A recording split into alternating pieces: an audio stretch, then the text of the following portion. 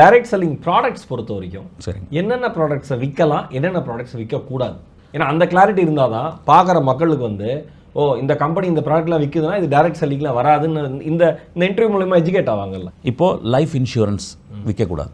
ஏன்னா life இன்சூரன்ஸை educate பண்ணி தான் ஒருத்தர் கொடுக்கணுமோ தவிர எஜுகேட் பண்ணாமல் கொடுத்தா அதெல்லாம் பண்ணக்கூடாது. ஸோ லைஃப் இன்சூரன்ஸை பண்ணக்கூடாதுன்னு சொல்லி சென்ட்ரல் கவர்மெண்ட் ரூல் இருக்குது. அதே மாதிரி ரியல் எஸ்டேட்டை நீங்கள் நெட்வொர்க் மார்க்கெட்டிங்கில் டைரக்ட் செல்லிங்கில் பண்ணக்கூடாதுன்னு ரூல் இருக்குது. ஏன் அப்படின்னு கேட்டிங்கன்னா ரியல் எஸ்டேட்டுக்கு ஒரு விலை வந்து நிர்ணயம் கிடையாது. ஸோ நீங்கள் வந்து 10 ரூபா பொருளை நீங்கள் 2000 சொன்னாலும் அது லேண்டு எனக்கு வேணும்னு சொல்லி ஏமாத்துறதுக்கான வாய்ப்பு இருக்குது. ரெண்டும் நடக்கும், ஏமாற்ற முடியும், ஏமாறவும் முடியும். ஸோ அதுக்காக ரியல் எஸ்டேட்டை விற்கக்கூடாது.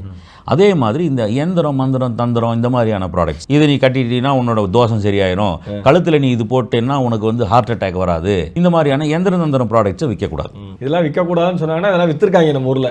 நீங்கள் சொல்கிறீங்களே ஃப்ளை பை ஆப்ரேட்டர்ஸு ஓடிட்டாங்க, கம்பெனி மூடிட்டாங்க, இத்தனை மக்கள் ஏமாந்துட்டாங்க, இது எல்லாத்துக்கும் காரணம் இந்த மாதிரியான பொருள் விற்றதே தான்.